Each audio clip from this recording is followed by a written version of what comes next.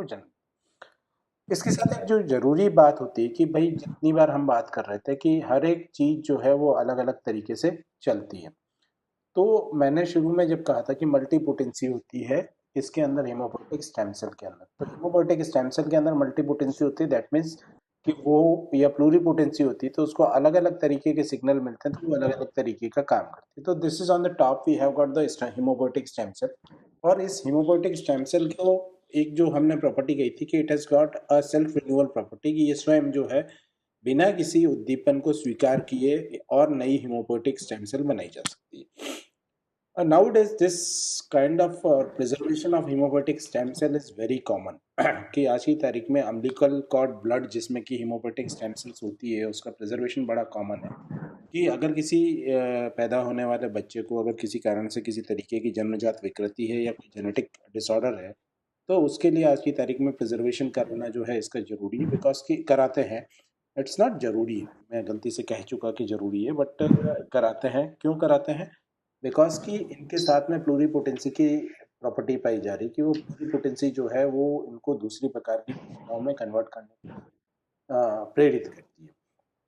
अब जैसा हमने कहा कि प्राइमरी प्रोजेनिटर सेल्स जो होती है हमारी इसके अंदर की जो अलग अलग तरीके की कोशिकाएं बनाती है हमारी, तो अगर हम कहें कि हमने कहा कि दो प्रकार की कोशिकाएं होती है, one is myeloma and one is lymphoid progenitor cells. की माइलोमा प्रोजेनिटर सेल्स और लिम्फोइड प्रोजेनिटर सेल्स जो होती है वो हमारे पास अलग अलग होती है।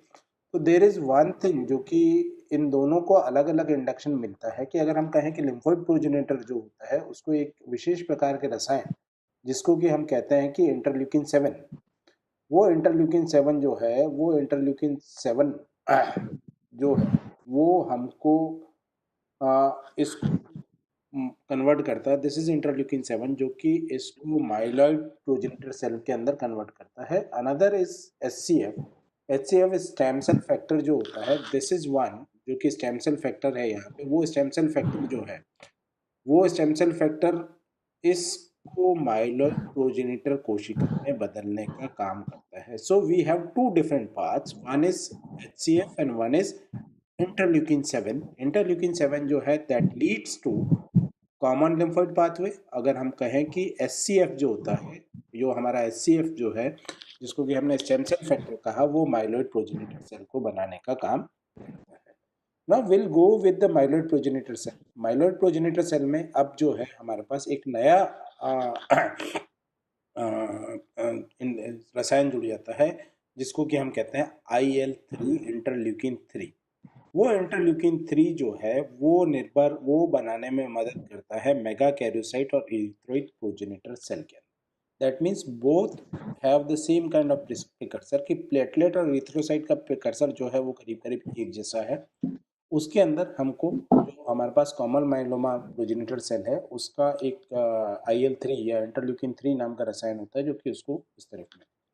अगर हम कहें तो there is another protein which is called as erythropoietin EPO, that is called as erythropoietin या इरिथ्रोसाइट ग्रोथ फैक्टर कहते हैं उसको। वो इरिथ्रोसाइट ग्रोथ फैक्टर जो है वो बनाता है इरिथ्रोसाइट प्रोजेनिटर कोशिका जिसके के द्वारा हमारे पास आरबीसी का निर्माण होता है। और erythrocyte progenitor once it is received the erythrocyte progenitor cell kind of thing, kind of induction, तो ये इसको इरिथ्रोसाइट बना देता है। जबकि हम दूसरी तरफ देखें तो we have got thrombocyte progenitor poetic protein जो है वो हमको जो है वो अल्टीमेटली प्लेटलेट बनाने में मदद करता है। दूसरी तरफ there we have another kind of protein which is called as granular macrophage colony simulator factor, this GMCSF। ये GMCSF होता है, ये बेसिकली जितने ग्रेनुलोसाइट हैं उनको बनाने में मदद करता है। GNF जो होता है या GNF जो हमारे पास में है वो हमको ग्रेनुलोसाइट प्रोजेनेटर और मोनोसाइट प्रोजेनेटर बनाने में मदद करता है। मोनोसाइट प्रोजेनेटर जो है ultimately it give rise to macrophage and dendritic cell. Granulocyte progenitor की बात करें तो it gives us three kind of cells, that is neutrophil, basophil and eosinophil. बस यहाँ पे अगर हम बात कहें तो न्यूट्रोफिल, बेसोफिल और इयोसिनोफिल के लिए जो है वो हमारे पास अलग अलग तरीके के फैक्टर्स हो जाते हैं। अगर बेसोफिल बनना है तो IL-5 हो जाएगा, अगर हमको इयोसिनोफिल बनना है तो सीधा सीधा जो है IL-3 हो जाता है। और उसके अलावा इसके साथ में कॉम्बिनेशन जो है वो अलग अलग उसके साथ में चलते हैं। सिमिलरली अगर हम इस तरफ देखें दूसरी तरफ जो कि हमारा लिम्फोइड प्रोजेनेटर होता है, तो उसमें हमारे पास एक सेल बनती है that is called as TNK cell. वो टीएनके सेल जो है उसके अंदर वापस किस तरीके का हमारे पास इंडक्शन मिलता है, उस आधार से कोशिका बदलती है कि अगर IL-7 और IL-2 का इंडक्शन मिलता है तो that converts into the T cell, और वो टी सेल बाद में माइग्रेट कर जाती है थाइमस में, और IL-5 और IL-7, IL-1, IL-5 और IL-7 का अगर मिलता है तो that is converted into natural killer cell. और अगर वहीं पे अगर हम बात करें तो बेसिकली जो हमारे पास बी सेल बननी है, वो बी सेल जो है IL-4 के बाद में जिस तरीके का हमको मिलता है कनेक्शन, या सॉरी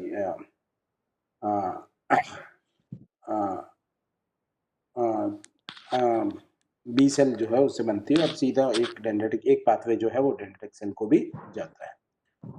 ये सारे इनकी अगर हमने बात की थी, हमने सारे जितने ग्रोथ फैक्टर्स थे उन सब की बात की कि कॉलोनी जो होती है हमारी विभिन्न प्रकार की कोशिकाएं हैं तो उसके साथ में बनती है। थ्रोम्बोपोइटिन की हमने बात की, एरिथ्रोपोइटिन की बात की, हमने अलग अलग तरीके के इंटरल्यूकिन फैक्टर्स की बात की। तो दीज आर अगर हम कहें तो बेसिकली ये ग्लाइकोप्रोटीन्स होते हैं सारे सारे कि जितने हमारे पास ये है कॉलोनी स्टिमुलेटिंग फैक्टर्स हैं और एरिथ्रोपोइटिन्स हैं, बेसिकली इनको एक ग्रुप नेम भी दिया जाता है कॉलोनी स्टिमुलेटिंग फैक्टर्स। तो दीज आर एसिटिक प्रोटीन्स। इसमें IL-3 रहता है, मैक्रोफेज CSF होता है, colony stimulating factor, granulocyte stimulating factor है, और ग्रेनुलोसाइट मैक्रोफेज CSF है, GM-CSF है। तो ये अलग अलग तरीके के प्रोटीन जो हमने वहाँ देखे, इनकी एक कॉलोनी इसके साथ में होती है। एरिथ्रोपोटीन जो है that is again a kind of glycoprotein. वो एरिथ्रोब्लास्ट और regulate the production of RBC के एरिथ्रोब्लास्ट का और रेगुलेशन का प्रोडक्शन करता है। बाकी अगर हम उससे पहले कहें तो जितने हमारे पास दूसरे हैं जो मल्टी लाइनेज जो है IL-3 है, ये दूसरे हैं, वो दूसरे सारे जो है वो दूसरे तरीके का काम करते हैं। साइटोकाइंस है हमारे पास डिफरेंट तरीके के, among them one is interleukin, another is TNF which is called as tumour necrosis factor, another is INF, interferon जो होते हैं वो पाए जाते हैं। और जो सेल्स साइटोकाइंस प्रोटीन्स करती है, डिफरेंशिएशन करती है, तो वो बोन मैरो सेल में स्ट्रोमा सेल एक्टिवेट हो जाती है, TH सेल एक्टिवेट होती है और मैक्रोफेजेस का निर्माण करने में मदद करती है। But how the regulation of haemopoiesis occurs, कि जो हिमोटोपोइसिस हमारा होता है उसको कैसे रेगुलेट किया जाता है। तो हिमोटोपोइसिस जो है वो ब्लड सेल्स के संख्या के आधार पे अपना आप मेंटेन होता है। कि कैसे मेंटेन होता है कि basically number of cells remove by the death और number of forms by the division and differentiation. कि मान लीजिए अगर हम ये कहें कि टोटल संख्या जो है किसी, क्योंकि हम ये कहते हैं कि हमारे अंदर शरीर के अंदर जो पाई जाने वाली आरबीसी है या WBC है या प्लेटलेट्स है या टी सेल है या बी सेल है, इन सब का एक संख्या निर्धारित है, सबकी रेंज है। ये रेंज जो है वो मेंटेन रहनी चाहिए। अब जब ये रेंज मेंटेन रहनी चाहिए तो उस मेंटेन रेंज के अंदर क्या किया जाता है कि जितनी कोशिकाएं मर रही है उतनी की उतनी वापस रिप्लेनिश होनी चाहिए, वापस नहीं बननी चाहिए। और ये पूरा प्रोसेस जो है वो बॉन मेरो खुद मेंटेन करता है कि अगर इतनी संख्या में आरबीसी समाप्त हो गई तो इतनी संख्या में आरबीसी समाप्त हो गई तो दिन भर में इतनी आरबीसी बननी है। कि आज अगर 15,000 आरबीसी मरी तो आज ही 15,000 आरबीसी बननी है। अगर ये बैलेंस कहीं भी बिगड़ता है तो it can lead to a disease condition, जिसको कि नॉर्मली सर्जरी। सामान्यतः जितनी कोशिकाएं हमारी ये जो होती हैं, उन सारी कोशिकाओं का एक जीवन चक्र होता है कि वो सारी कोशिकाएं जो है एक पर्टिकुलर समय तक जीवित रहती है और उसके पश्चात वो मर जाती है। और उसके पश्चात जब वो मरती है तो उनके अंदर मरने के लिए भी उनके जीन्स जो है वो निर्धारित करके रखते हैं। बिकॉज कि जैसे हम कहते हैं कि फला सेल का जीवन काल जो है वो 7 दिन का है, फला सेल का जीवन काल जो है वो 15 घंटे का है, या फला कोशिका काल या जीवन काल जो है वो 20 दिन का है। तो ये कुछ घंटे कुछ दिन जो है ये निर्धारित होते हैं, ये निर्धारित उनके अंदर पाए जाने वाले जीन के द्वारा होते हैं। और वो जो निर्धारण है, जीन का निर्धारण है, वो अल्टीमेटली वो जो समय आना है उन कोशिकाओं के समाप्त होने का, उस समय के दौरान वो जीन एक्टिवेट हो जाते हैं। And those genes are called as apoptotic genes. कि वो जीन जो है वो अपोटोटिक जीन्स कहलाते हैं। और जो प्रोसेस के द्वारा कि कोशिका का मरना है, वो कोशिका के मरने के प्रोसेस को अपोप्टोसिस या अपोटोसिस कहा जाता है। सामान्यतः अपोटोसिस कहा जाता है। एक पी कई जने साइलेंट लेते हैं, एक पी कई जने इसको बोलते हैं। तो दोनों चीज़ें वैलिड है कि अपोप्टोसिस बोले या अपोप्टोसिस बोले, दोनों चीज़ें एक ही है। वो पूरा समय हो जाता है, उसके बाद में वो जो है वो कोशिका मृत्यु को प्राप्त हो जाती है। तो बेसिकली दिस अपोप्टोसिस और apoptosis is also called as program cell death, because कि everything is program. Why program? Because कि 7 दिन तक जीना है, कुछ घंटे जीना है, 20 दिन जीना है, तो ये सारा जो है प्रोग्राम है। प्लस किस कैस्केड के द्वारा, कि किस स्टेप बाय स्टेप जो प्रोसेस होगा डेथ का, वो भी इसके साथ में तय होता है कि ये पूरा स्टेप बाय स्टेप प्रोसेस तय होता है। एंड अल्टीमेटली अपोप्टोसिस के बाद में या अपोटोसिस के बाद में जो भी हमारे पास डेब्रीज बचती है या जो भी कचरा बचता है, उसको फेगोसाइटोसिस के द्वारा मैक्रोफेज जो है वो रिमूव कर देते हैं, because this process normally takes place inside the tissue और इनसाइड द ब्लड।